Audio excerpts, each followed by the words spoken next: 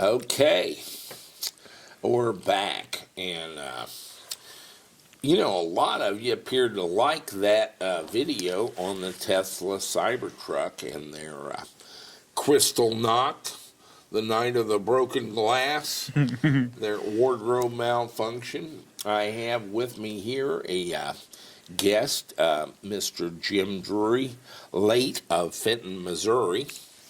Yes, sir. And he drove down here to present me with a trailer load of piece parts of Chevy Escalade frame, which I don't need at all. So thank you very much. I'm going to send you away with that, Jim. Well, that's my prize. But Jim is, well, what is it you do? He's up in Fenton and he buys, sells, trades, swaps. He's a mule skinner, only circa 2019. That would be about trucks and cars and stuff. That's a good way to put it. Sort of salvage or whatever. Automotive Automotive entrepreneur. But more significantly is he kind of fancies himself a pickup truck guy. For sure. Like a real pickup truck guy. Oh, yeah. Like a Chevy. Like a 2500 HD to be used as the tool that it is. There you go. Or a Ford. Or Super Duty. Super Duties are good trucks, too. You're kind of good about Super Duties. Probably prefer Chevys. That's my preference. I like the 6-liter gas motor and the 6.2 and the 5.3. Begs the question,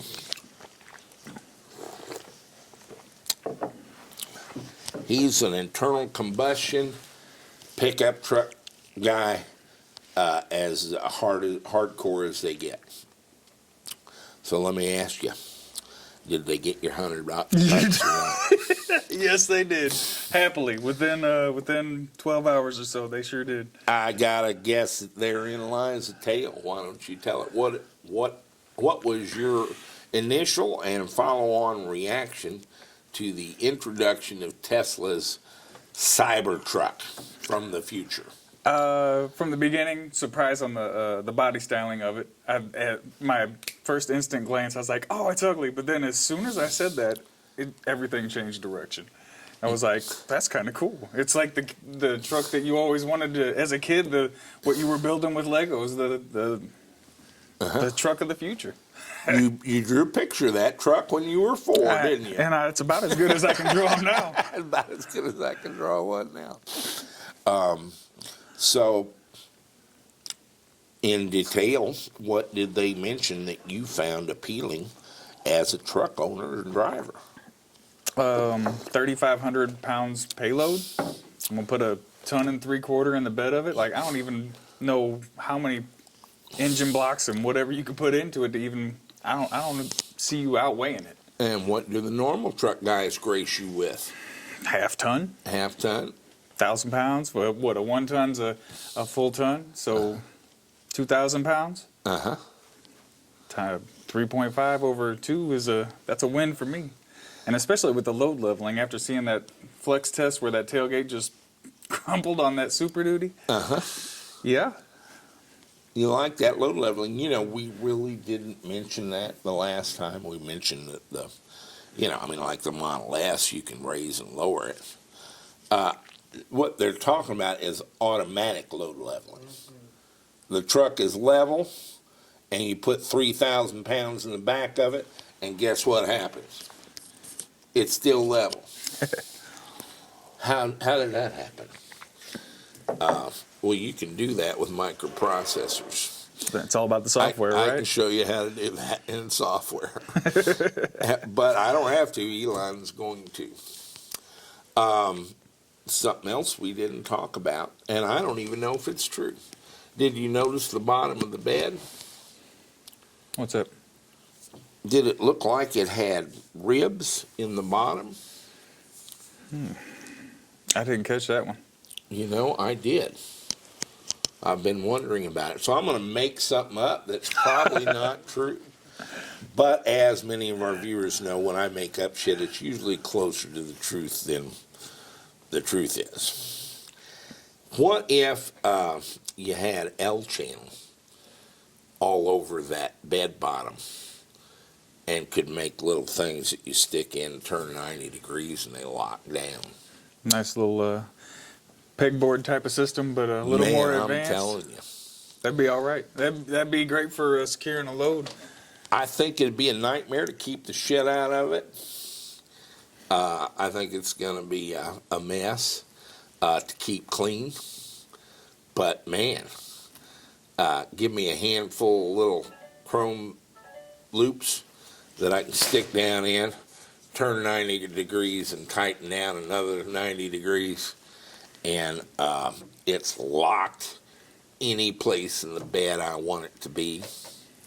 That's essential, especially if you're hauling a bunch of. I mean, They don't have it on a Ford F-350, do they?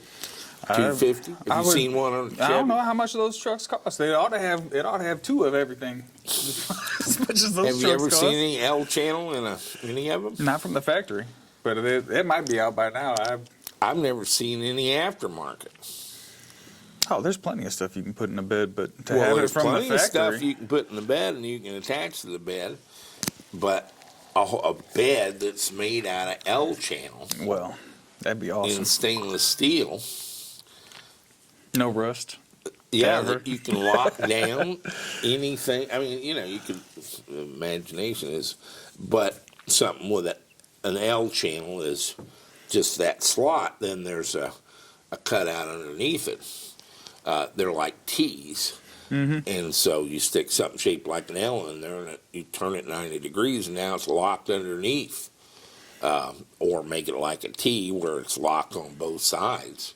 And being locked underneath a vault. Right. Secure. And so Plenty secure. probably isn't even, I'm probably just reading stuff into photos I've looked at. I doubt it's any of it that way. Or maybe not. What else? Initial impressions. It's a strange looking design, but what was the next thing that caused you to perk up in your seat? The fact that it was stainless steel. The fact that it's a 1,000,000-mile truck. The fact that it won't rust. We're right here on the line. I mean, you guys probably don't get as much salt as we get up in St. Louis, but I mean, I watched a truck go perfectly fine from one season, used as a salt truck, used as spreading some salt, and they're just ate up the next season. St. Louis cars have eyebrows over the tires. They're like a little arc where they're rusting through, and you It's can true. see the brown. Chicago's even and that's worse. a 5 or 6 year old car from the salt they put on the roads. That's not at all unique to pickup trucks. It's cars, and stainless steel is not of that nature. If you took this thing out into the work world and banged it around just with 2x4s and tools and so forth,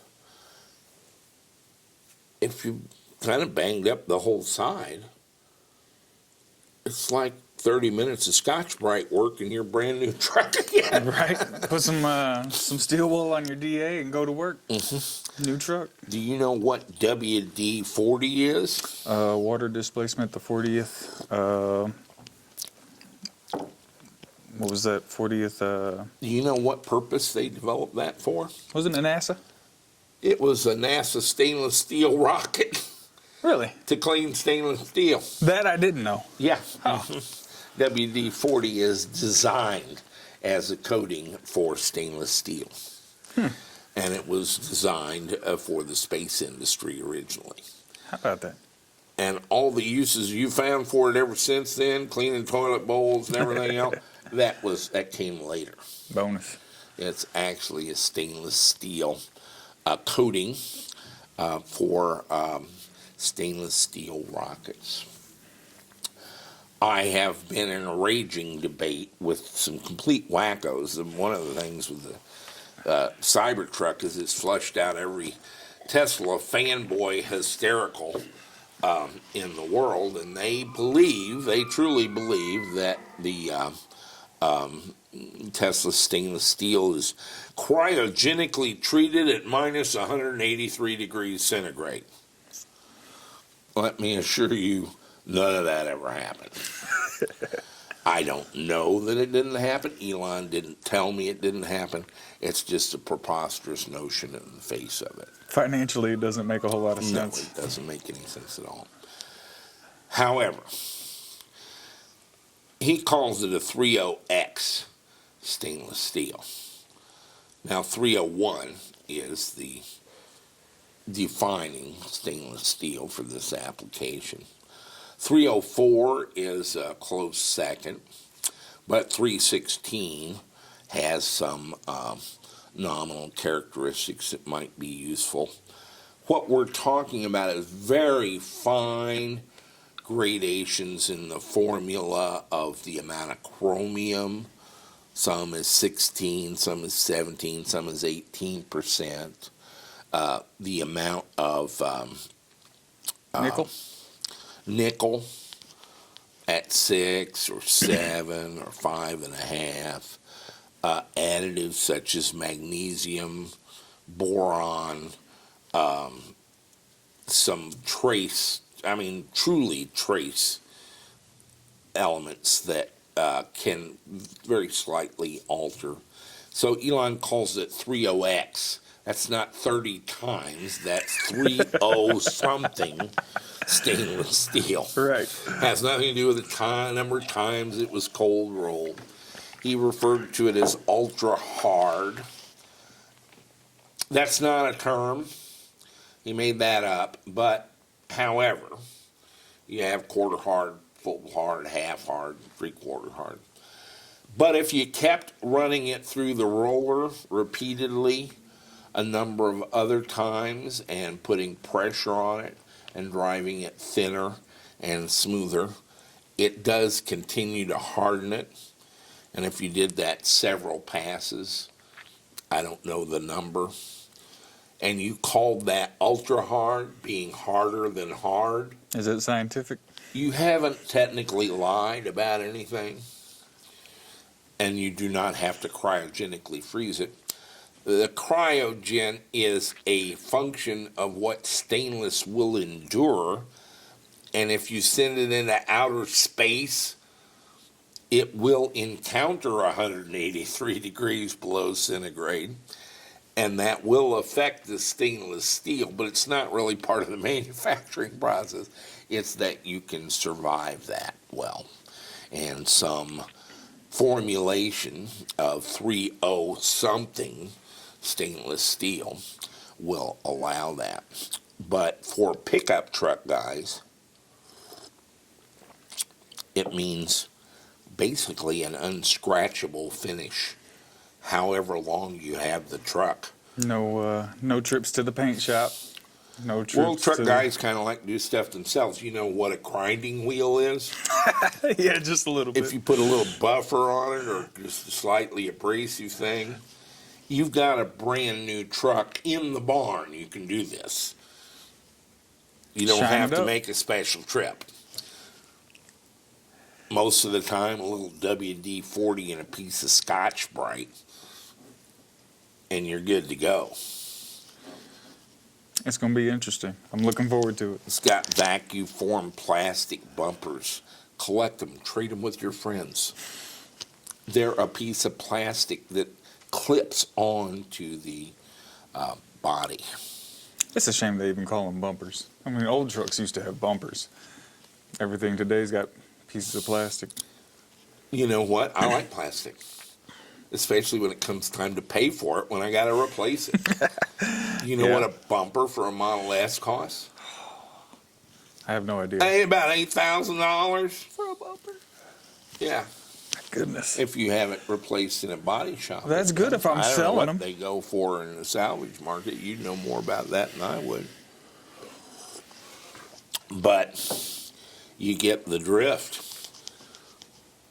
That chrome steel that dents if you hit the holly bush with it is can be expensive. Okay. Give me a piece of plastic and I can rip it off and clip on another one, and I'm out, what, $280 or something if they just are absolutely going to rape me on it. You know. Yep. What about this 240 volts? You want to talk about 240 volt? Boy, I have had, again, a bunch of Tesla fanboys typing themselves smart furiously about all the power we can get out of the inverter for the drive motor. It's a little more complicated than that. Have you seen the cabling and stuff for that? And the they're doing a lot of interesting things that I'm almost a little bit dubious about. You can kind of put the Model 3 drive motor into a state where it doesn't turn, but the inverter heats. It generates heat.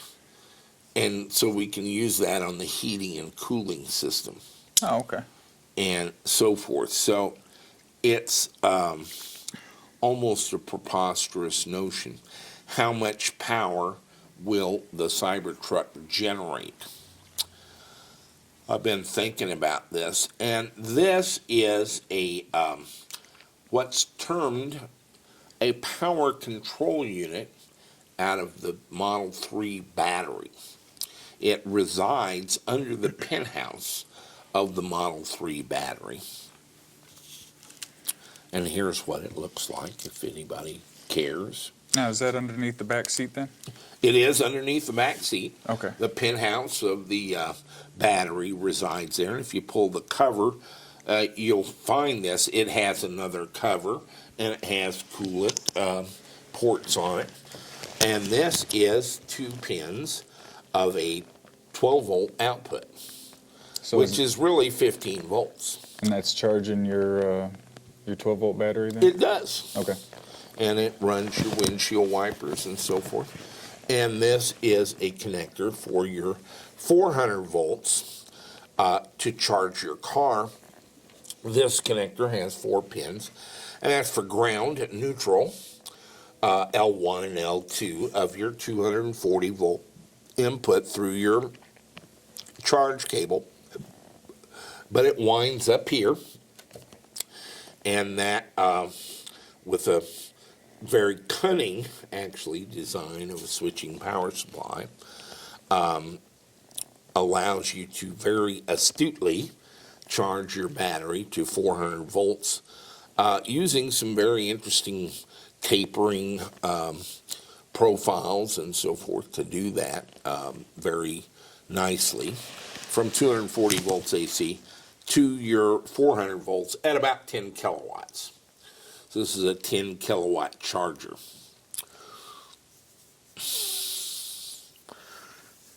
Now, I'm not saying they're going to do this without any changes to the hardware. But with enough time and a good compiler, I can make this thing take 400 volts and put 240 volts out the opposite end. In fact, this is what we do with the Signir inverter. And actually, without any software changes at all, we can take 48 volts and run it through that inverter and convert that to 240 volts AC.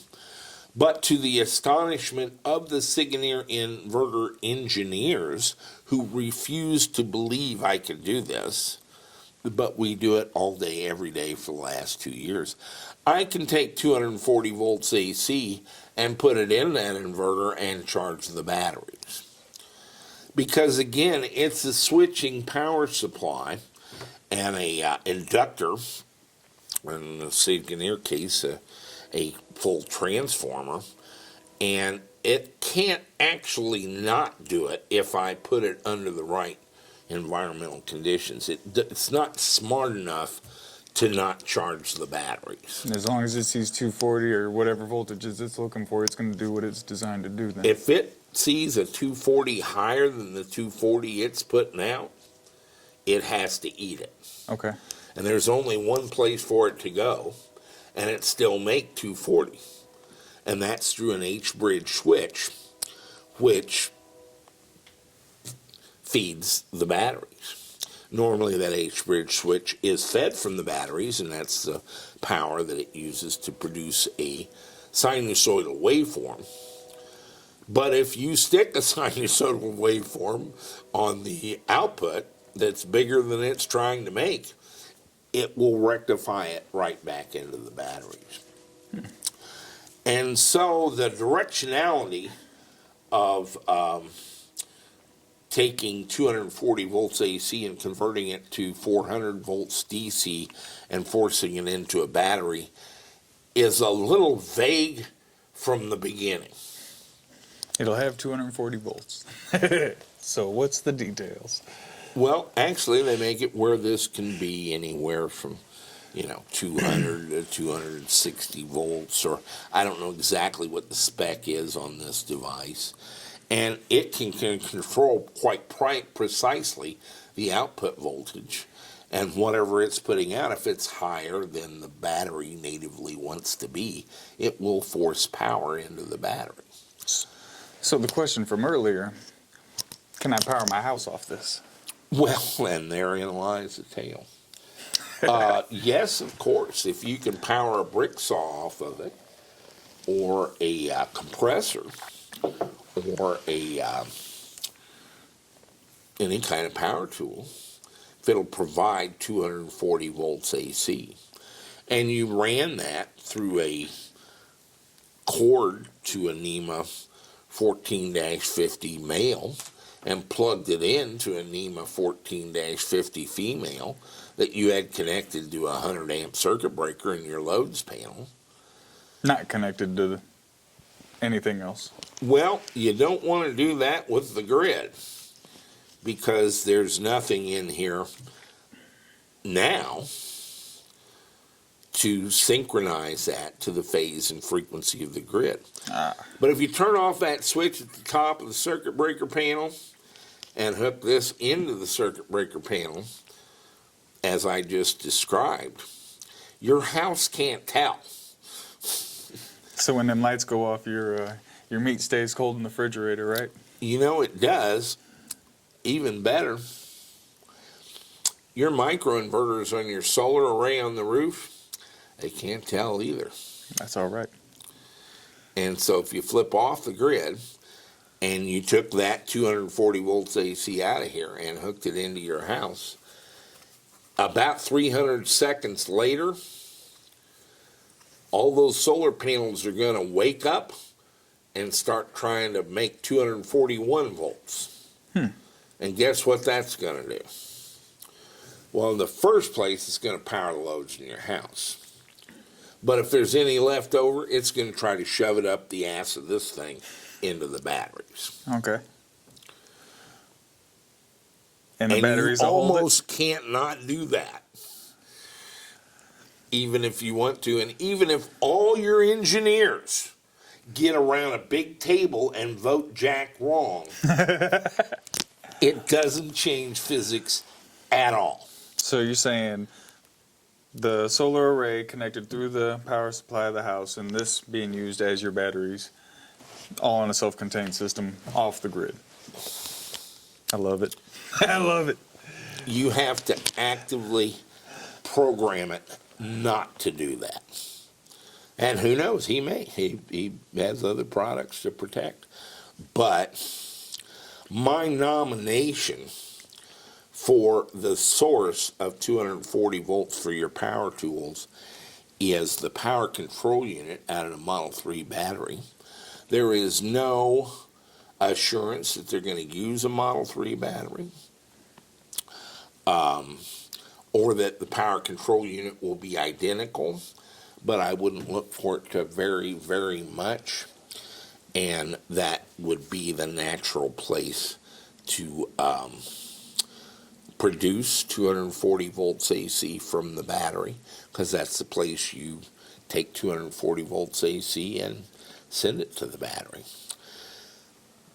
The issue with Tesla cars ordinarily is getting past all the protocol stuff in the charge connector. Well, you're not going to have that on your brick saw anyway. Okay. So they're not going to do any of that. You Right. can plug in to 240 volts AC. Okay. How much 240 volts AC? I would be astonished if it's much less than the 10 kilowatts of the device. I don't see why they would do that. Now, there might be a reason why. In the directionality of the components, they might want to derate it to 8 kilowatts or 7 kilowatts, but they don't really need to. This can be cooled in the truck as is, and in the base unit of the Model 3, it's 10 kilowatts. And that's a 75 kilowatt pack. I don't expect to ever see a 75 kilowatt pack in a Cybertruck. It's going to start with the basic Model S 100D type 100 plus kilowatt pack. That would be your base model. And of course, we're talking 2021, so I would expect it to be a scaled up Model 3 pack. There's no magic to simply putting more cylinders per logical cell in a bigger container. You don't even have to change any of the electronics. To make a 100 kilowatt Model 3 pack it ain't no thing. Right. It's not anything. It's just more space, which you have with the truck. Right. It's more space and weight. You're already committed to that. And he's not scared of weight on it, it doesn't sound like. So I think the Model 3 power control unit is the more likely scenario. People have been after me quite a bit to make a Model 3 or Model S device to connect to the house. I have refused to do it. In the first place, I'm not sure there's really that much of a need to hook your car into your house. I think everybody logically, conceptually would like that idea, and it would be a good emergency situation if you're lost power. Pull the car in, plug it in, and you got power, right? If you had to. Duh. Makes sense. So I like the idea, but how much is anybody going to spend on doing that? So for me to do it through the charge port, I have to have an inverter. I have to reverse engineer the protocol. I have to read that, and I have to produce the 240 volts output. It's $6,000 or $7,000. But if by they're the time designing it's a product, who really needs that? You know, technically nobody. But if you wanted to have it for prepper purposes, it. you don't want to spend that much money on it. Right. And as I've said, it isn't the proper place to do it anyway. I have described this to people, not on any of our videos, but there's already a 10 kilowatt inverter in the car. Elon could put that out the charge port now with software as easily as he can charge the batteries. So you're saying like a special adapter that comes out of the plug of the car, and bam, you got 240 volts? How about a special adapter that hangs on the wall? You plug just the same charge cable that you use now, but hooked into the house. Well, that's what he's going to have to do with the truck, right? Well, no, he can charge the truck the normal way, but the truck's going to have a normal NEC adapter you can plug into. You'll be able to plug in a 240 volt device. So I don't know, what are they going to use, a 5-30 or something, or a 14-50, and then he's probably going to have a quad of 5-15s, just regular 120 volt connectors, or more likely a 240 volt port and a little box that breaks that out into 4 connectors and a 240 connector. I can see it. It would be a little electrical distribution box. It'd be an option. Now you can turn it he's into going to include it. It's just stuck in the back of the truck inside one of the tool panels. I mean, he's advertising this as a feature of the A truck. standard feature. Yeah. Okay. And so you pull it out and plug it into the port, and now you can just plug tools in. And so you're not going to have fool with all that protocol stuff. Elon Musk today, if you want your Model 3 to power your house, you're talking to the wrong guy. I could do it, but I'm not going to bother. The elegant and the proper way to do it is in his hands. Go crawl up his ass. He should do that. It could be done. It's not even a thing. Okay? He can do that with your Model 3 right now. Can I do it? What difference does it make? What I would do would be ugly and stupid. All the stuff is already here to do all that. It's software. It's almost entirely a software function to make your Model 3 plug into the house. Why are you talking to me about it? I can't. If I compile software and put it in here, he's going to come up with an update and overwrite me next weekend. That's right. This is not the way, guys. Talk to him. Don't talk to me. But for the Cybertruck, he almost can't not give it to you and still power a brick saw. 240 is 240. You gotta give it to me how it is. Pretty much 240. Okay? Yes, sir. But let's, enough about me. Let's talk about you again. What is it about this truck that caused you to part with 100 ducats cash money hard come by? 10,000 pounds towing capacity. The 3,500 payload. The all-wheel drive. Million miles. The minimal interior that I can seat 6 in, or have my center console. The 240. It's a package. It's the whole thing. It's not any individual one thing, but the 3/4 That's what ton I said Suburban. last week. The Cybertruck hits every one of the truck guy things. Yeah, because my 3/4 ton Suburban, yeah, it almost has the towing capacity, but everything else, like, how much does it cost me to go down the road with a trailer behind it? 10 miles a gallon? No, let's talk about that. What's the real range towing? We'll find out. What's the real range towing with your Ford F-350? What's your mile per gallon with 10,000 pounds on that? Yes, sir. Huh? That's You tell me. in the ones, in the single digits, Way deep in the single digits. right? Like Flat, 7, going downhill. 6. Yes, sir. Empty, I'm hitting 12, depending on the wind. Them high winds last week, we were in 12.34 is what we figured on it, and we didn't have a trailer behind it. Ford's got a class action lawsuit from investors. Apparently, this EPA mileage, the EPA doesn't really test that. You can just make that shit up and give it to the EPA, and they publish it. And they did, except none of their trucks will do that.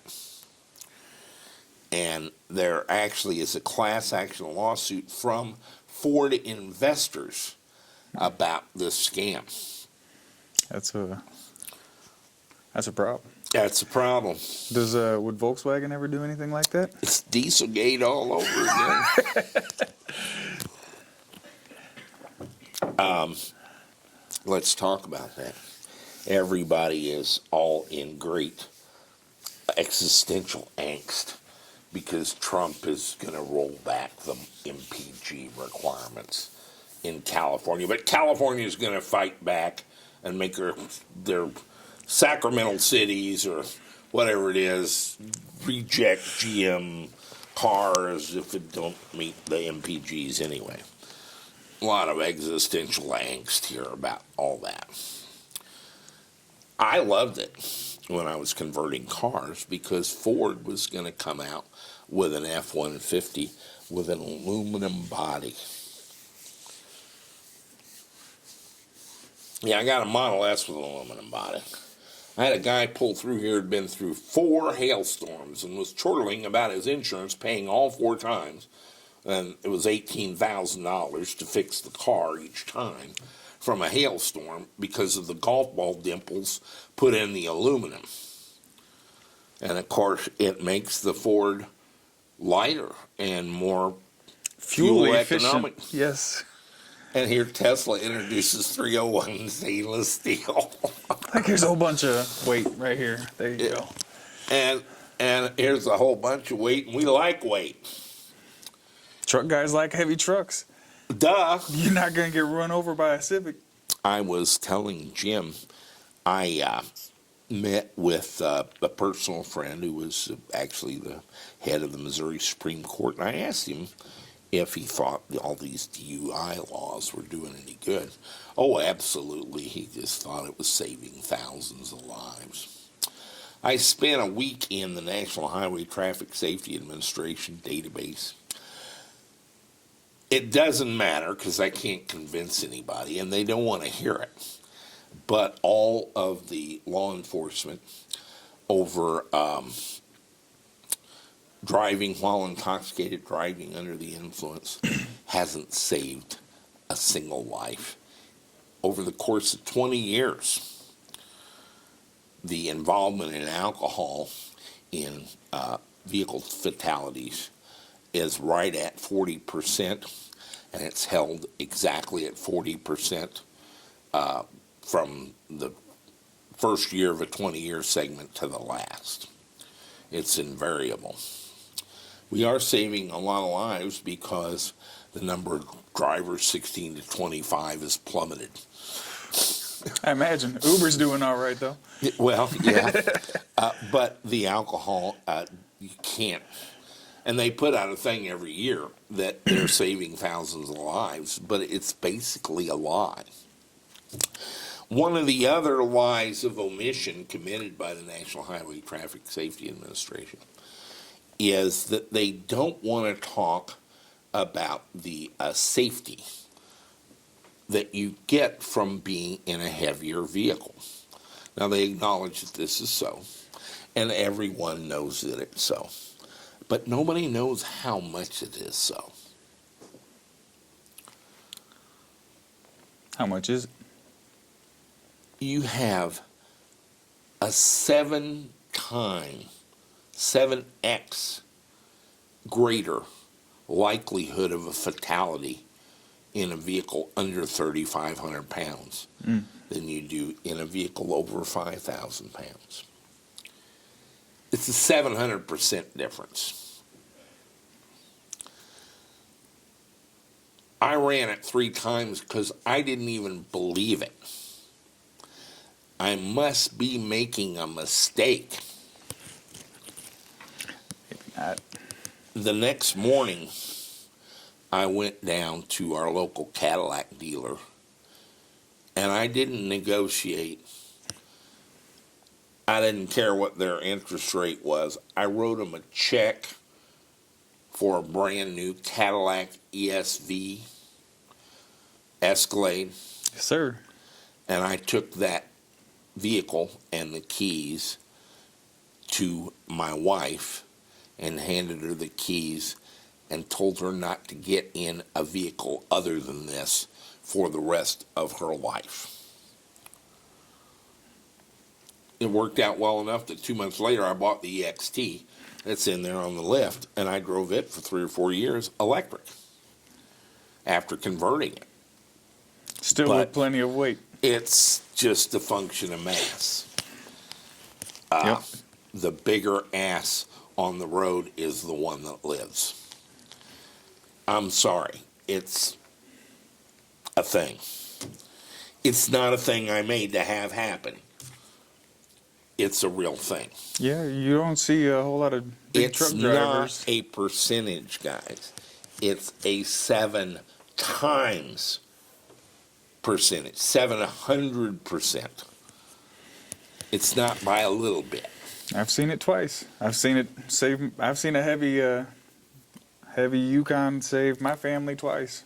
What doesn't go along with the mile per gallon mission of the National Highway Traffic Safety Administration. Yeah. It's, they will acknowledge that it's so, but they don't want to talk about the numbers because if Americans knew it was so, we'd all be driving Greyhound buses. Well, wouldn't that give them more tax money anyway? More luxury tax, more gas guzzler tax? Well, it just doesn't fit the narrative of smaller, more efficient cars, That's true. which they are driving. And I mean pushing, not they themselves drive pickup truck, big ones. Right, heavy armed Suburbans. Right. So size matters. It is. Whatever she told you, size matters. Oh, shoot. And that's just the way it is. That's So, a fact. So you're a truck guy. So you like the towing, you like the capacity, you like that it's tough. The seating. How about the seating? You're a pretty big boy. It'll fit me just fine. How tall are you? About 6'3", What do you weigh? about 240. Uh-huh. And, So you need a Mini Cooper. maybe one of the old ones, the really small ones. It's just a deal, guys. A car you got to get in and out of how many times a day? You live in Fenton, it's different. Here in Cape, I don't really do a lot of carring around, but Metropolitan Center, you're in business. In and You're out all of the over the truck place. with the trailer behind it all the time. Yeah. Yes. You actually go to these auctions. Mm-hmm.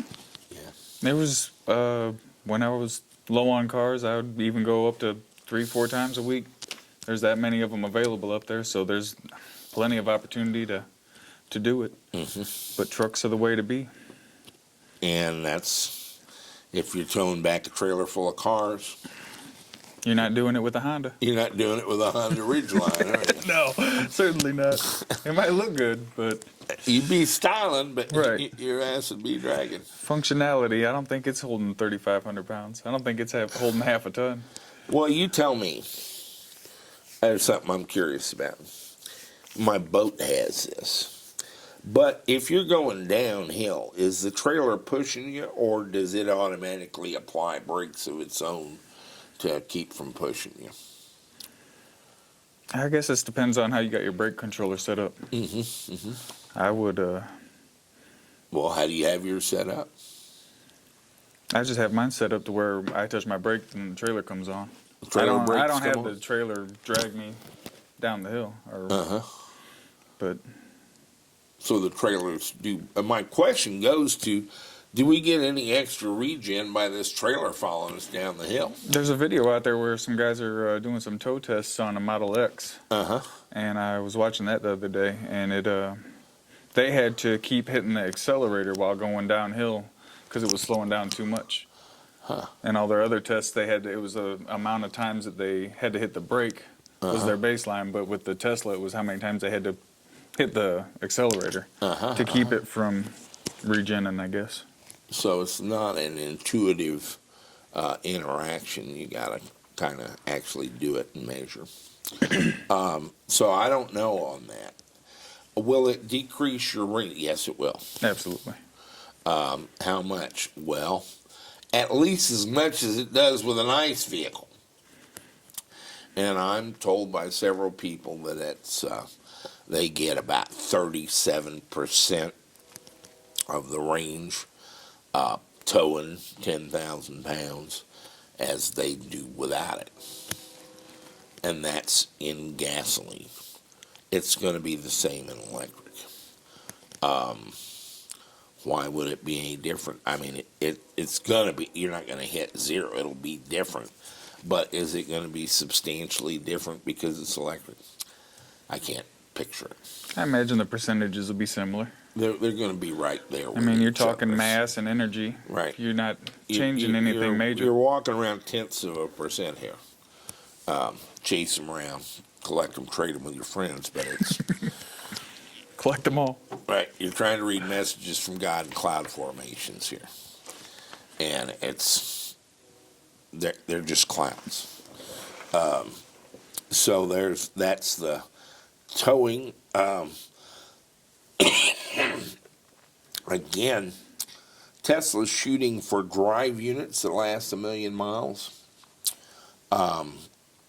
It is now clear that from several other sources that Jeffrey Don was correct in going after the electrolyte as the cause of lithium dendrite formation on the anode, and he really does have a 5,000 cycle battery that essentially belongs to Tesla. And that means a 1,000,000-mile battery That's awesome. in a stainless steel body, unibody. All right. What's worst case scenario? You replacing a motor after warranty's out? Only if the warranty doesn't expire for 1,000,000 miles. Wow. How could he not? I mean, what's Chevy gonna do? What's Ford gonna do? Yeah, we still make stuff that looks like the old truck, but So after 10 years of hard use to make the Cybertruck brand new, you pull out the seats, put in new seats, you pull off the plastic and put on new plastic. right. Take the buffer That's to it. it. Slap Yeah. some new tires on Spray it with some WD-40 and put on some new tires. it. New windshield wipers. We're good to go. It doesn't have windshield wipers. What? Did you see any windshield wipers? That's the prototype, though. Come on now. What do you think they're gonna do? Did you see any I windshield didn't. wipers? Well, I guess that's one less maintenance issue. You know what? If windshield wipers went away forever, I'd be all right. you know how much I would care? About that much. So then the only thing they got to tackle now is tires, right? Well, tires are tires.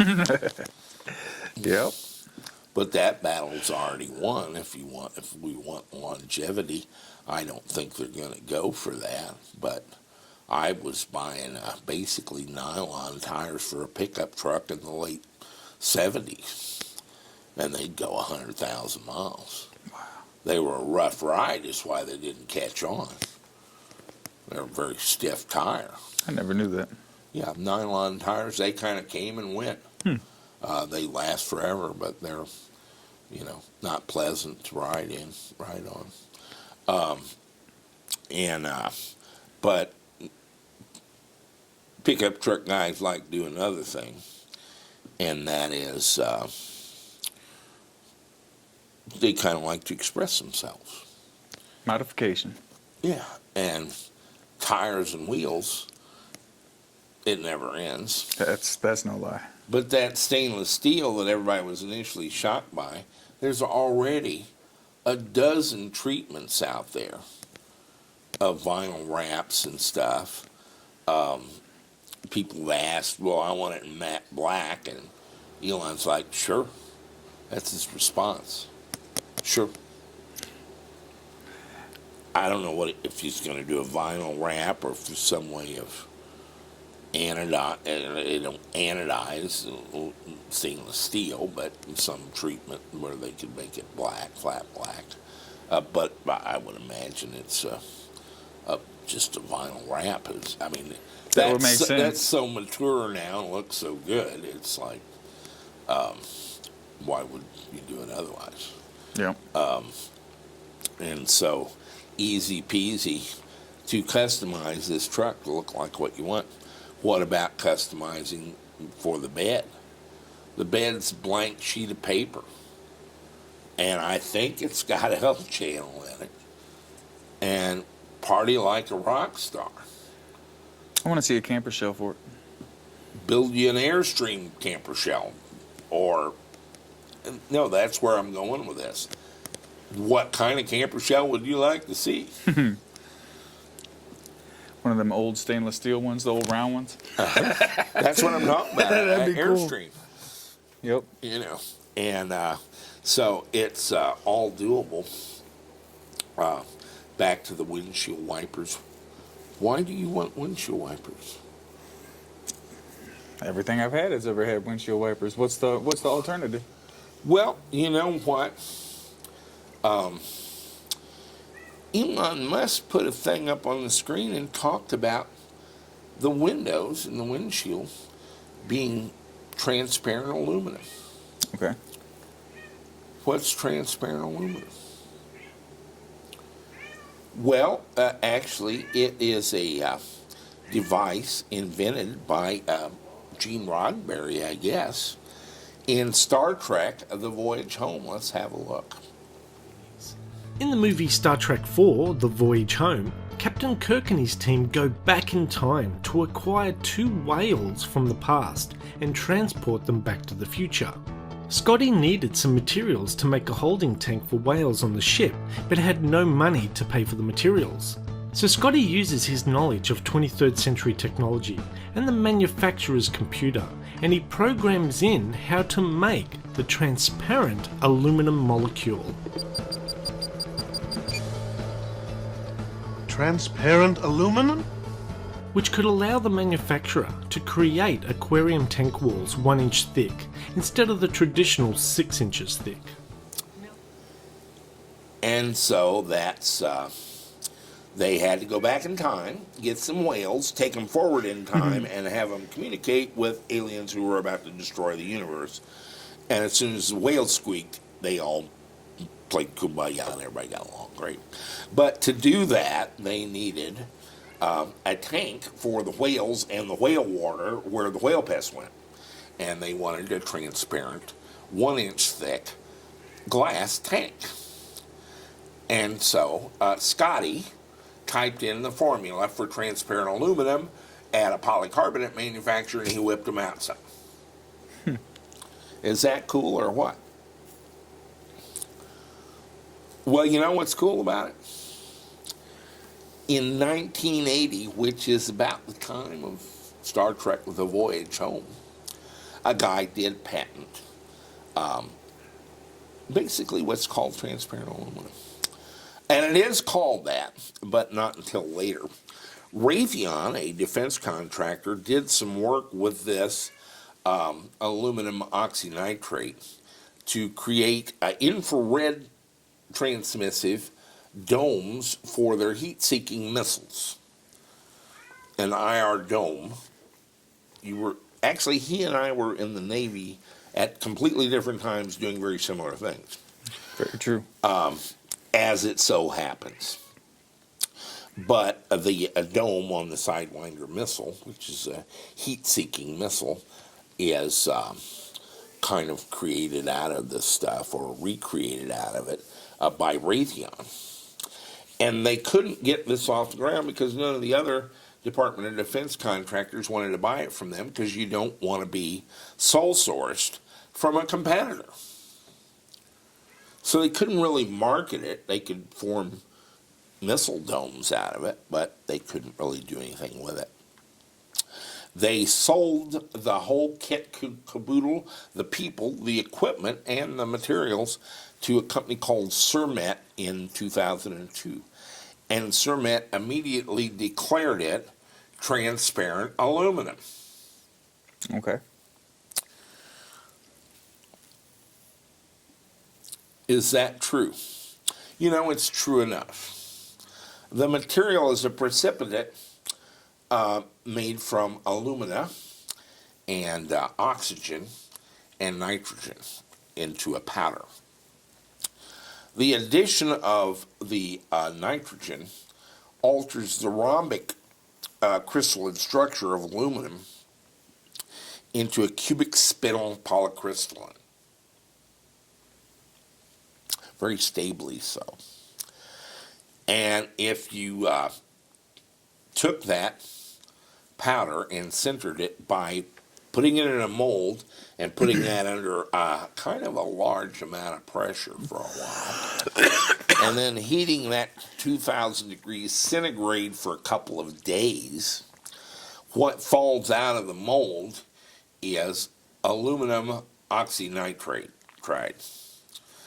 And it's about 350 megapascals hardness.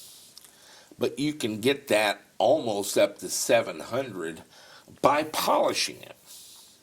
Okay. The surface of it is actually the key. And you can immediately get 80% optical clarity, but they've worked on that since 2002 and have got that up to a 98% optical clarity. Wow. I got windows on my car that don't have that. You know, As dirty as don't. they are. As dirty as they are, they don't have that. But more importantly, aluminum oxynitride, or ALON, as Elon probably calls it, and I don't know if it's ALON or ALON, but I haven't heard it pronounced myself. ALON. Aluminum oxynitride is 4 times harder than glass and about the same Rockwell hardness as single crystal sapphire. So it's not diamond, but it is kind of sapphire in hardness. What does that mean? If you took ballistic glass that would stop a 50 caliber Browning round, you would have glass, a laminate of glass, polycarbonate, and glass, 3.7 inches thick. With ALON, you can do that in 1.65 inches. All right. So it's like really hard. And a laminate would be a thin sheet of ALON, a sheet of just polycarbonate, like sand, and a sheet of ALON. As a sandwich would be a laminate that would be suitable for a window.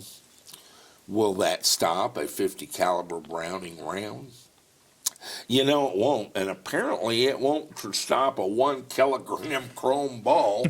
Ergo, Tesla's crystal knocked the night of the broken glass on their introduction. Yep.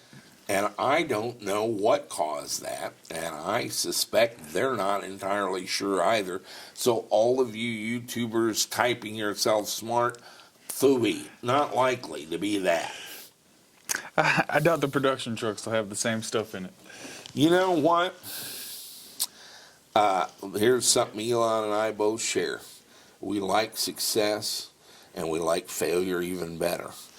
Because, you know, when we learn all the stuff, is in the failures. That's a fact. That's a fact. And if you were an over-controlling, autocratic, dictatorial, tyrannical, obsessive, compulsive, and you did run a car company, guess what's happening on window glass over the next couple of months? It's going to get a whole lot stronger. That's a fact. I'm glad I'm his customer instead of his employee. Oh, amen. On the topic of glass, right? Yes, sir. Because I don't think that's going to happen again. I wouldn't imagine. No. Now, I said it was highly polished. Do you know what Rain-X is? Yeah. Well, I tell don't us know. about I don't that. know. I know what it does. What does it do? It keeps the drops off. It keeps the drops off your window. How does Instead it, of just like staying on your window, as you're driving, the rain goes up your window and off your car. And why does it do that? I would guess there's some kind of chemical interaction happening, but I don't. What it actually does is fill all the little pits in the glass to where it's perfectly smooth. That's how that works. Guess how you make ALON? By making it perfectly smooth. Yeah, you polish the shit out of it. Okay. And it's 4 times harder than glass. You're a pickup truck going down the road in a sandstorm. What do you think happens to your windshield? Gets all scratched up Not if it's a Cybertruck. and just bounces off. It just bounces off. Slides right off. You can't scour or haze the windows with sand and dust and dirt and so forth. And they're highly polished. That's how they got hard. So they won't lose their polish. They won't lose You know, their. if you put Rain-X, you got to put it on again in just a couple of weeks. Yep. Why would that be? Because it gets scoured out by all that dust and dirt. And you're going 60, 70 miles an hour down the road. But ALON's 4 times harder and highly polished already. So when you go to restore your truck at the end of 500,000 miles, you take the buffing pad to the body, and do you do anything to the windows, or are the windows still good at that point? Windows are still good. All right. No more extra applications no of broken Rain-X? windshields, no No broken glass? what was the guys that did our Model S window? They had a little jingle, Safe Light, Safe Light, Anyway, you don't need Safe Light. There's not going to be any cracks. There's not going to be any pits, and you don't have to put little polymers in it and dry them off with an IR thing. It's not going to happen. It might have happened, except for Crystal knocked. And Elon's, I promise you, it was not on purpose. His Night of the Broken Glass, Crystal knocked, is going to live in infamy at Tesla headquarters until they have a glass laminate. And what you're basically talking about is simply increasing the thickness of the Alon in the laminate. That's it. But it's sapphire hardness, and it's highly polished, and you're not going to need a windshield wiper. Awesome. How about trailer hitch mirrors? I got all those cameras now. I'm going to have that. Well, right now I just got big mirrors hanging off the side of the truck. Little noticed, they have cameras in the plastic wheel well liner on the front wheels now. Okay. And, of course, in addition to a bunch of poser wannabe engineers online, we also have a whole bevy of lawyers who have explained to me that the Cybertruck is entirely illegal. Yeah, well, things change. The National Highway Traffic Safety Administration is right now accepting public comments on allowing video cameras in lieu of mirrors on automobiles in the United States. Everything used to need to have OBD2 port, but we see how that works. You know what? We don't have those anymore, even though they're required by law. Things change. The Model 3 doesn't have one, although mine does. I had to make one. And some guys with fleet stuff and insurance deals, they have to buy them from me so they can plug in their stuff to comply with their insurance trackers. Mm-hmm. Don't mess with my discount. Don't mess with my freedom. And so that's what's going on there. I don't think you're going to be required to have rear view mirrors by the time the Cybertruck is shipped. And that's already in play. And I believe that they're going to make the case. As I say, I'm so addicted to the rear view cameras and little pointers I get and stuff from the Model 3 now. Me and my wife can't back up a car without it. We don't know how. We got in our Escalade and we had to go backwards, and one of us knew how to do that. How do we do it? Where's the little yellow things that tell me where to go? Backwards. We're just gonna have to scrap the whole trip. Let's just stay home. And so that's what happened there. So is Alon transparent aluminum? Well, it's made from aluminum, so I'm going to make the case that it's transparent aluminum. But I want you to understand that every single characteristic you associate with aluminum, it doesn't have. It'll be way harder. It's not electrically conductive. It's not very good at being thermally conductive. It's not malleable. You can't roll it out into aluminum foil. You can't bend it at all, actually. You have to form it in the mold when you make it under pressure. Let's see, what else do we think of as aluminum? It's not particularly lightweight. Or not astonishingly so as aluminum. And you said it's not electrically conductive? It does not conduct electric. In fact, it has a huge dielectric strength. It's a very effective insulator. It does not conduct electricity at all.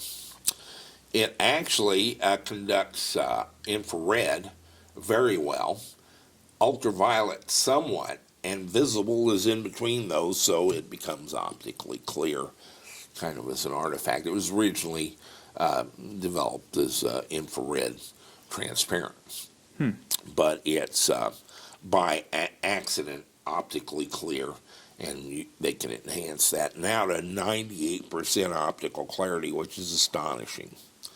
And so Lexan polycarbonates have been approved for windshields for several years. But this is going to be a laminate of, I believe, aluminum oxynitride and polycarbonate. And it's going to be 4 times harder than glass, about like sapphire. They can certainly make it bulletproof. It's a function of thickness. They can't do it with a 1/4 inch of it.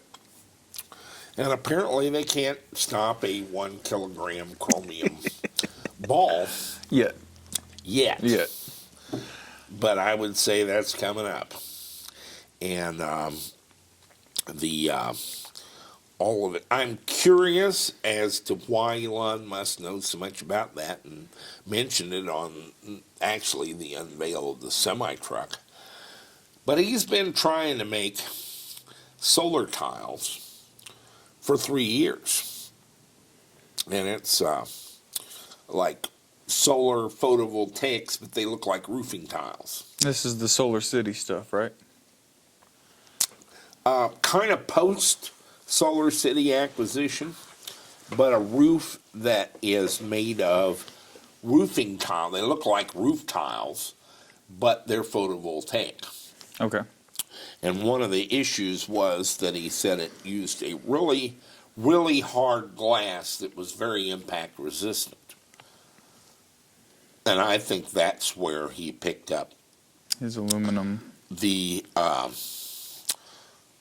core competency or the familiarity with the aluminum oxynitride, and I'm sure that's what this is. Okay. But I'd be curious how involved that is with the solar roofing tiles. And I don't know, and I don't have any way of finding out. But I suspect a linkage there. I'm not sure that they used it. I would use a pourable urethane, optically clear. It yellows, it suffers under UV. Elon would be better, but it's Elon, that pony doesn't buck for free. It's going to be more expensive than glass by a lot. It's a feature, it's a key feature of the truck, is this windshield and window glass. And he's paying for it. You're paying for it. It's a lot of thing. It's kind of a trade-off when you go to stainless steel and a 2-axis NC production process. That's what Richard and I were calling XY. It's XY to us, but more formally a 2-axis numerically controlled layout. Saving the money on the machines and saving the money on all that metal work. Yeah. It's a little slower than stamping, but hugely less expensive. Hugely less tooling costs. It's hugely less expensive. And as we described, when you take out the paint booth out of the process, that's huge. By the way, if you buy a brand new pickup truck and you go out one afternoon in the woods and you come back and that very lustrous paint job is covered in scratches, you're kind of hosed. Yeah. That paint job is for girls. I mean, it is. It's put the shine on it, right? Make it sparkle. Like Richard says, you open a can of paint, it's $450. No, that ain't no lie, man. Paint ain't cheap. And that paint don't buck for free. No. And so taking away the paint and taking away the stamping process is a huge savings. On the expense side is the batteries required to haul ass around 6,000 or 7,000 pounds of truck is non-trivial. And this Alon glass doesn't come for free. stainless is actually less of an expensive material than aluminum, believe it or not. Really? Uh-huh.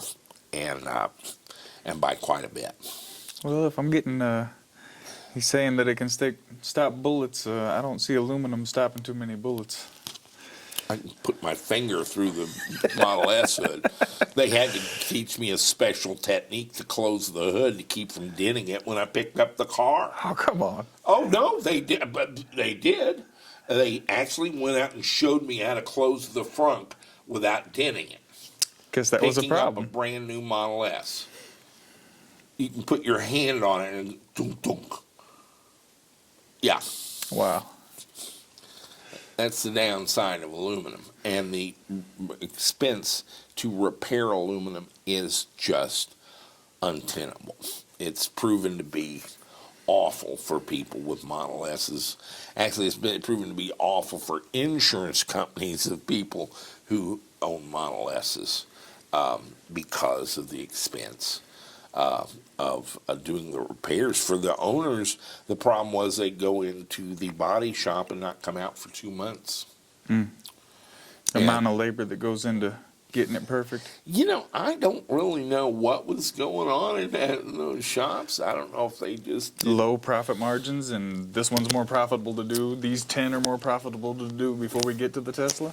you know more about it than I would. That would make sense. I mean, it's all about the numbers, right? They were people putting them in Tesla authorized body shops and losing their car for 2 months. To the point where Tesla was threatening to open their own body shops. And I don't know that that whole story has played out yet. But it's a big deal. And so for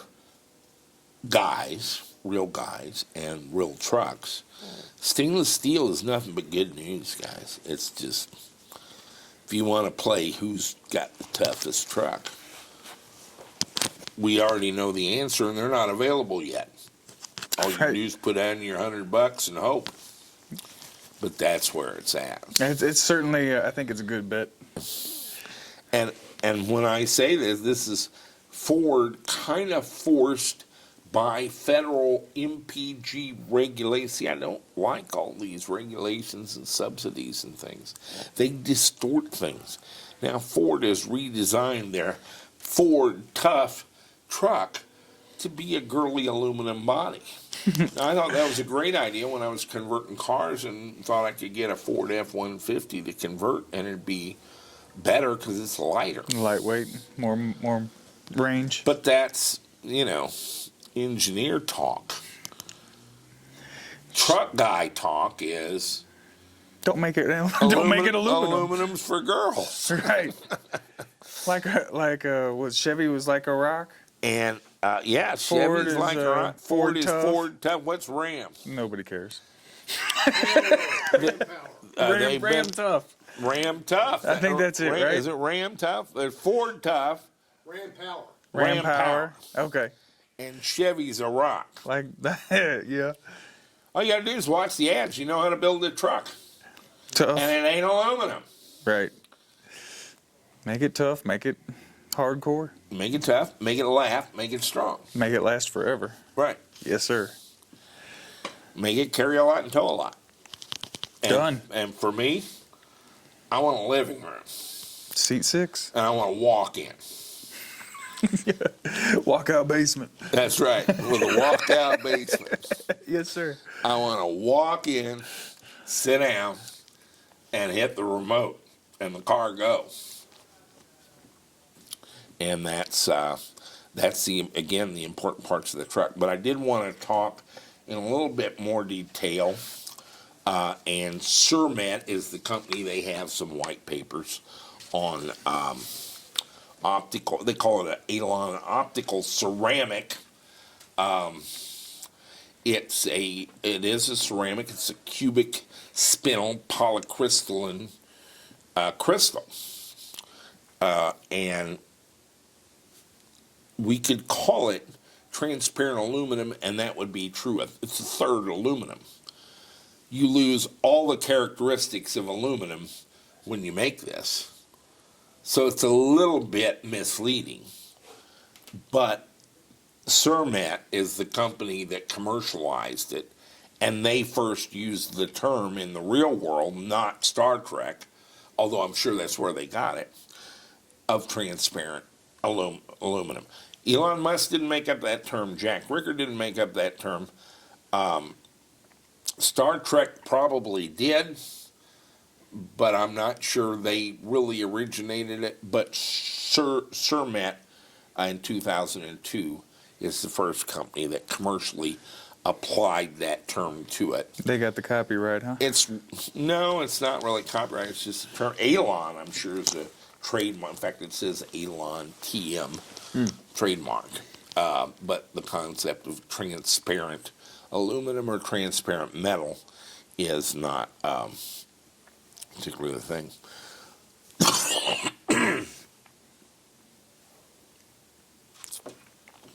I would say, if you want a blue sky a little bit, that a solar photovoltaic cell is made of a slice of a silicon sand crystal, which is an octahedral crystalline structure. If you dope one side of it with phosphorus, phosphorus can become covalent and become integrated into that crystalline structure, leaving one electron spare. And if you took boron and you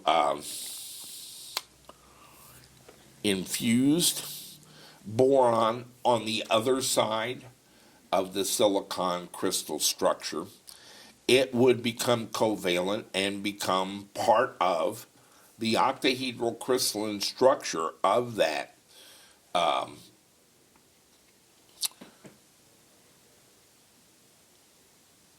silicon crystal. But it'd be lacking one electron. And so at the part where those two elements as part of that octahedral structure come in contact, the extra electrons from the phosphorus would take up the holes in the boron and become a p-n junction, a positive negative, what you would call semiconductor junction. And current can't pass through that except in one direction. It's a diode. And if you hit the phosphorus side that has the free electrons with photonic packets of light, you're going to raise the energy level of those electrons to where they escape their orbit of the phosphorus atom. And they actually become free electrons. I've been talking of them as free electrons. They're not, they're spare electrons, but still in the valence band of the phosphor. If we raise their energy level with light, they will actually escape the atom and be available to create current. And the difference between the free electrons on the top side of the silicon crystalline structure and the intrinsically positive charge of the boron side is going to create a difference of potential of about 0.6 of a volt. And the amount of current that will support is a function of the area of the surface. And that is what our photovoltaics are based on. Would it be possible to take a optically clear cubic spinel structure and find some material that could become covalent with that, producing extra electrons that could be graduated with the addition of photonic energy. And on the other side, have another material that could also become covalent with it, with shy an electron or two, and retain the optical clarity of it. So you're talking glass that generates power, clear photocells, And really hard glass. and really hard glass. That sounds like a win-win. That sounds like something that you would find on an electric truck. If I was 20 years old and going to MIT in materials science, I believe I would try to get some sponsorship for that project. It would certainly be an adventure. It's non-trivial, what I described. You're basically talking about creating a optically clear metal.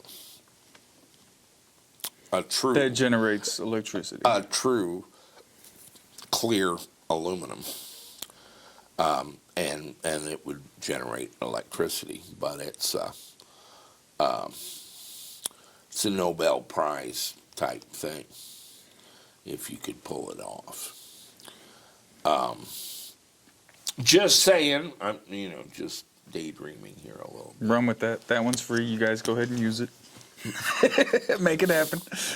Ideas are 10 cents a carload around here. If you have any shortage where you're at, we'll send you out a couple freight carloads. You can Do with them what you will. You can mark them up and sell them for what you can get. Yep.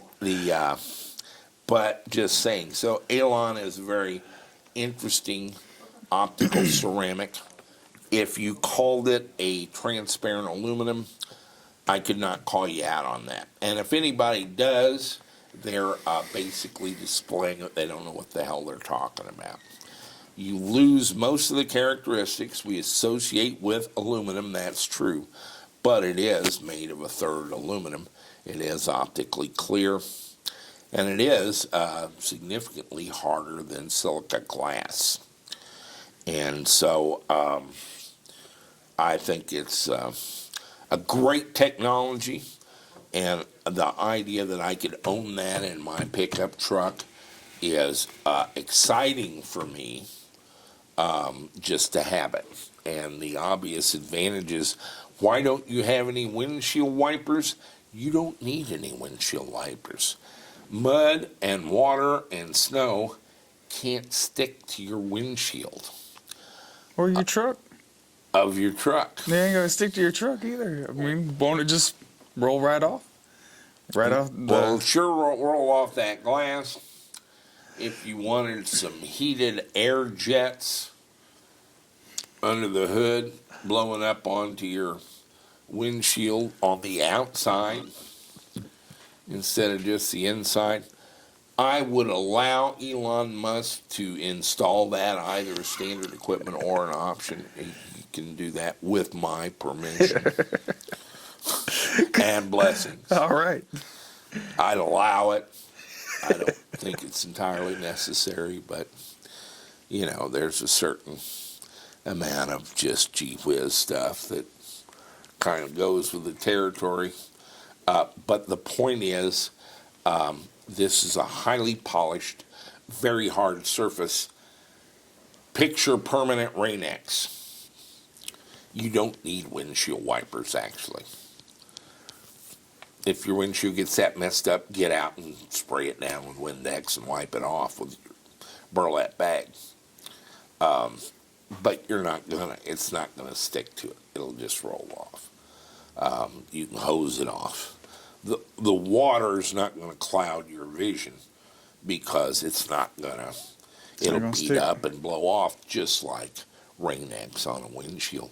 Intrinsically, because of what it is, a super hard, super polished surface, and they actually achieve a lot of the hardness by putting a very fine polish on it. But because it's super hard, it's not going to pit from sand and dust going down the road. So picture permanent Rain-X. Probably a better Rain-X than Rain-X. Rain-X is actually a polymer that infills the pits in your glass, giving it a very smooth surface, but not a very hard one, so you have to renew it every week, 2 weeks. Yep. I don't think you'll ever have to renew this. And I don't think you're going to have to replace your windshield or your window glass unless Franz von Holhausen gets near it. And just don't let him go near your truck, okay? Don't throw stuff in my truck. Right. Don't mess with my discount. And so I hope that answers some questions about windshield wipers, rear view mirrors, how much power and where they're going to get it for the 240 volts AC. And I've asked Jim to join us because there is a suspicion that I'm not actually a pickup truck guy. I think I am, and I have full cred in the pickup truck community, going back generations. But if I concede the point, I brought in a professional. This is what he does for a living, and he's a truck guy, and he tows, and he buys, sells, and trades cars, kind of on the Trucks and parts and what trucks have you. and parts, and he brought me a full frame and running gear for an Escalade that I don't need, and he's going to have to haul back with him. But it was a good thought. And I'm delighted to meet you, Jim. We actually have a tremendous amount in common. It's been a great day. Including a deep and abiding belief in our Lord God and Creator, but also in pickup trucks. And actually, we both did a tour in the United States Canoe Club as electronics technicians in aviation. Yes, sir. I was an AQ. The AQ, AT, and AX ratings were combined into AT in the late 1980s. I got out in 79, and he was an AT, but he was actually working as what we called an AX in the calibration laboratory down at Jacksonville. I was out in Norfolk after. Norfolk, okay. Yes, sir. I have a daughter who graduated the Naval Academy and a son-in-law who did too, and they live in Norfolk now. Well, thank you both for your service. And he is just back from Africa, Right. where he was, I think if I tell you this, I'll have to kill you, but he was like the top commander of air traffic control for drones Oh, wow. in Africa and the Middle East. And he just got back, and I understand he's interviewing with Amazon. But he's getting out of the Navy, and she works with Epic, the software company that does the, and she's out of the Navy now, does the software for hospitals and so forth that tracks every bit of medicine you get and every procedure and so forth to the insurance companies and the government and everything else. And they've got 3 kids, and they live in, I don't know, maybe Virginia Beach or something right outside of Norfolk in Virginia. And but I don't know how long that's going to be there because he's going to get out of the Navy and go to work for somebody. And last I heard, interviewing with Amazon. But he's a drone expert, helicopter pilot. I've actually been up in my UH-1H Huey with him, flying around. You got a When Huey? he was learning, I have a Huey in my hangar, just south of Cape, yeah. 1967 or 68 UH-1H How cool. Huey, wop, wop, wop, wop, wop. Good And I've distinctive had him sound. up in that, and he got out of the Navy once under Obama, and on my recommendation went to MIT and got an engineering management degree. Nice. And then under Trump, they wanted him back in the Navy. I bet they did. And he loves the Navy, so he went back in and just got back from a tour in Africa, darkest Africa. But I think he's getting out for the final time and going to become a civilian. Hey, since we're talking about Amazon, we're going to talk about those vans at all? You want to talk about Amazon vans? I love Amazon vans. The RT1 pickup truck is cited as the Cybertruck's competitor. It is to laugh. But I don't think they care, or they may not ever produce the RT1. Amazon has ordered 100,000 delivery vans from Rivian. I gotta tell you, a delivery van is not that hard to do. They're not that expensive. And Amazon already has 5747s. They're basically firing UPS and FedEx. They already own part of Rivian. They have a $700 million investment in it. And somebody asked me the other day, so you think they're going to buy out Rivian? It is to laugh again. Why would they do such a silly thing? They've just handed them a $5 billion order for 100,000 delivery vans. On the occasion of the IPO, Amazon instantly has a holding in a company that's worth more than $5 billion after giving them a $5 billion order, effectively producing 100,000 free delivery vans for themselves that are electric.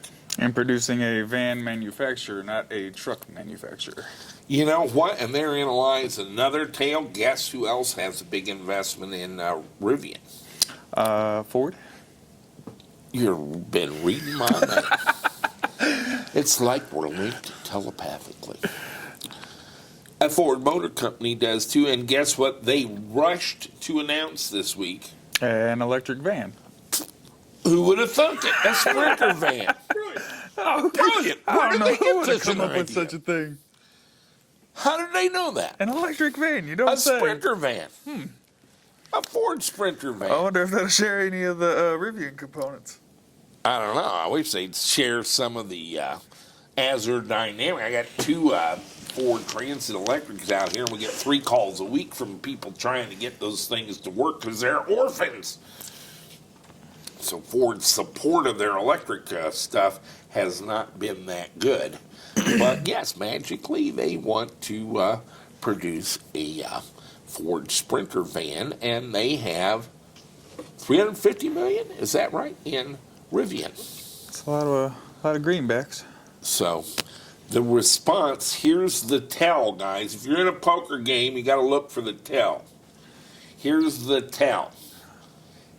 Before Elon Musk showed you his shocking Cybertruck, General Motors and Ford and VW to some extent, they always do this, have issued a blizzard of press releases on Mach-E Mustangs that look just like a Tesla Model Y, on Sprinter vans, which are going to even look better than the Rivian Amazon van.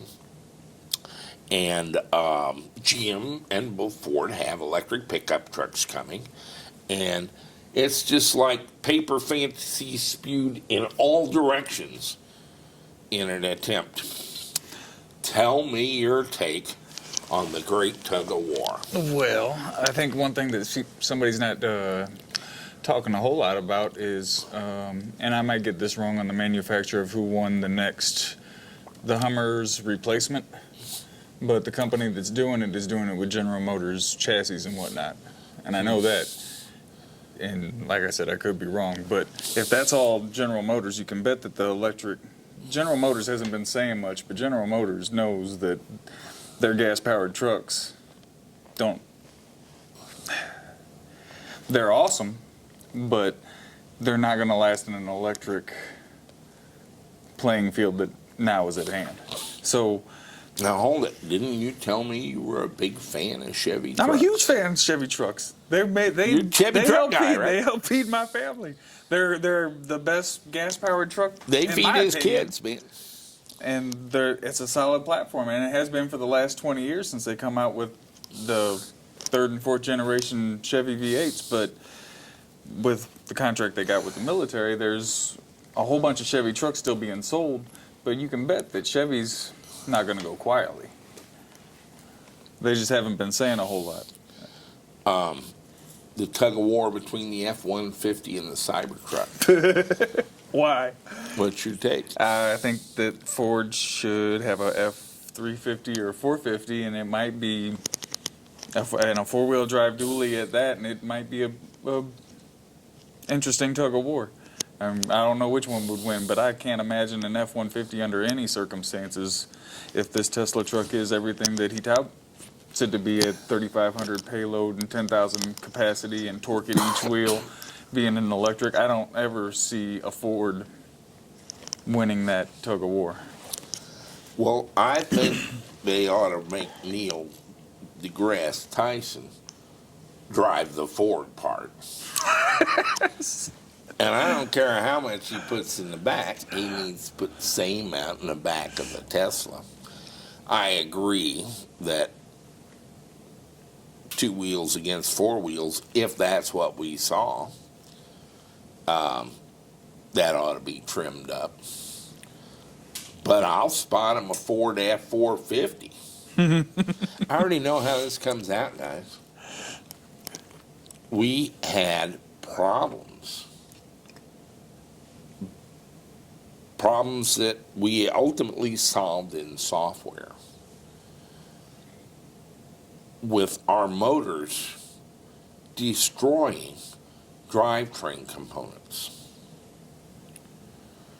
And the reason we had problems is because an internal combustion engine spinning up on a transmission or a drive shaft takes 450 milliseconds.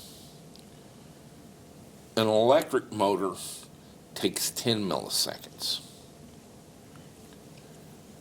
And we were noodling our drive shafts and breaking our transmissions because they're not made to do that quickly.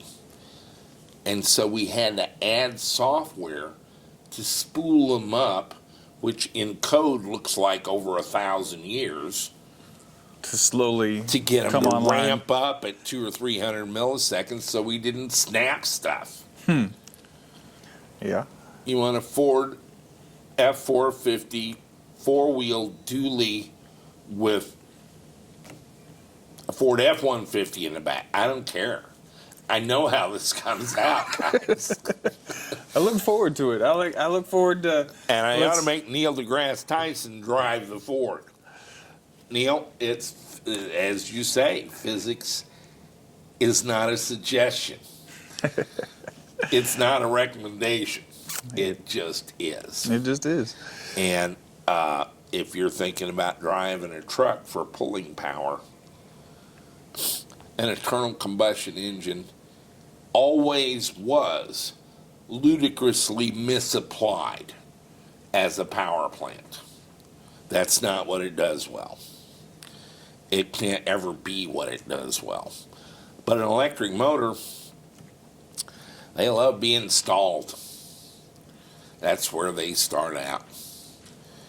And the main problem is keeping from snapping the axles. Yeah, I can imagine. You actually have to deal with this in software to keep from snapping the axles off. That's crazy. That's awesome. Because the physics of it are, they can twist a drive shaft into spaghetti. I imagine a lot of damaged metal. It's a time function, not a force function. It's force over time. Yeah, because the Ford's already going to be rolling backwards at that point. So how much more extra does it have to overcome on top of that? If you're Well- 10 milliseconds versus 450. Exactly. If both drivers hit the gas at the same time, I mean, you can take all the human interaction out of it you want and give all the advantage. I'd say give the advantages to the Ford, because in no scenario in my head do I see it winning. It's And not I gonna could certainly work be out for wrong, 'em. and people can make fun of me on the internet all day long because I called it wrong, and that's fine. In this case, I call out Neil deGrasse Tyson for typing himself smart. Go back to first principles and test it, Neil. It's a little counterintuitive, but it is what it is, and there's more variables in the equation than you quite stated. I'm sorry. And so there you have it. Traction is a factor. But you're measuring a truck against a truck, not a theory against a theory. If the Tesla's not loaded, the Ford can't be loaded. If the Tesla's a heavier truck, that's what I'm buying. Right. That's what I'm paying for, right? That's where the 100 Ducats, cash money hard come by, went to. I mean, if we're going to compare dollars to dollars, let's take the $49,000 F-150, put it against the $49,000 Tesla. Let's take the lower one. Let's take the 39, match the 39, and let's do it again at 79 and 79. Let's do all three. You're overthinking it, Pard. give them Now, every outlet they can possibly what about have. the fuel costs over 10 years? You don't want to take that into account? Well, how about putting a new transmission in it in 200,000 miles? Well, or there a new you go. motor in another 150. Where do you stop? Let's take a truck as configured to be sold at a price, and a truck as configured to be sold at a price, and you hook them up with a strap. Now that's the deal. If your story is, well, this one won because it's heavier, duh. Well, What's wrong with heavier? it's bad Well, you if you're don't in a get as car. good a mileage.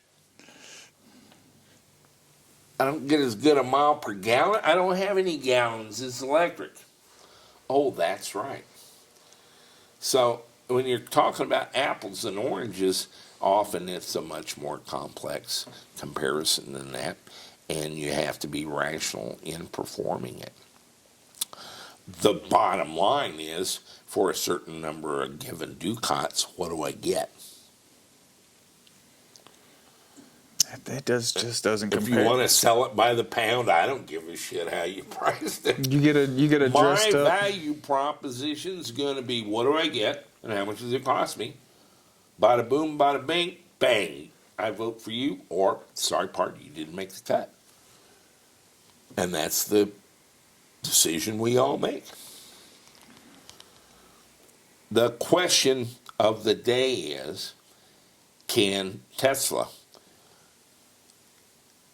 incur in any way on the existing truck market of Chevy, Ford, and Dodge? 250,000 now. I don't know how many pre-orders is it already. Let's don't vote on it. Let's vote one time in a row. You're a professional. You're a truck guy. You're in the business, and you're feeding your kids with this. Yeah. And I'll continue. What do you want to do? I want to drive that. I'm driving that Tesla I'm truck. driving that Cybertruck. That's all there is to Bada it. boom, bada bang. Again, first principles. If you want to know what truck guys are going to do, whether in the future on their purchases, given their weighing and balancing of the ever-pressing value proposition, here's what I get, here's what it costs me, I brought in a professional. And your average everyday, I'm gonna drive my empty F-150 around guy. I mean, he's still gonna buy one. He's still going to buy a Cybertruck. He's still gonna buy one. He's still going to buy a Cybertruck. Even if he doesn't, even if he doesn't take it off road, even if he never hooks a trailer up to it, even If he's he's still gonna really buy one. loyal to Ford, he can pry that Ford badge off of it and slap it on the butt of that Cybertruck. That's true, because you can be brand loyal, but how loyal is that brand to you? They're not paying you to drive their truck. We'll see how it comes out, but actually I already know. And I got to tell you, I'm going to take a victory lap here, guys. All the YouTube guys are like, oh my God, we don't even know what our position is on this. we broke our video a week ago, and all of them was slammed over. Some of them have actually, Joe Scott and a couple others have just said, hey, we didn't know what to think. We watched Jack's video. We're in now. Bada boom, bada bing. We swung the tide on this single-handedly. The way you guys talked about the body and the construction of it, and just the sense that it made, and the fact of now you saved paint booths, now you've saved all that machining cost. I can see how they can create this truck at that price. And We went to the buyer, which me and Rich are truck guys. I don't care what anybody says. And why do you buy a pickup truck in the first place? You have to go to the heart of the matter. Let's forget the science fiction, Blade Runner, what's it look like, you know. Guys don't go around and say, hey, does this pickup truck make my ass look fat? That's not how we think. how does it perform? How does it work as the tool that I bought it for? And there's some hot hits here. Durability, capacity, towing Utility. capacity, Utility. durability again, Durability. and the interior, basically. And a frunk to top it all off. That Well, nobody has now seen yet. we're into sprinkles. Glass, fronts. Yep. What guy with a pickup truck had too much toolbox? He just didn't know what to put in it. Hasn't ever existed. What are we talking Has about? never Are you happened. crazy? Said no man ever. You got too many toolboxes. No.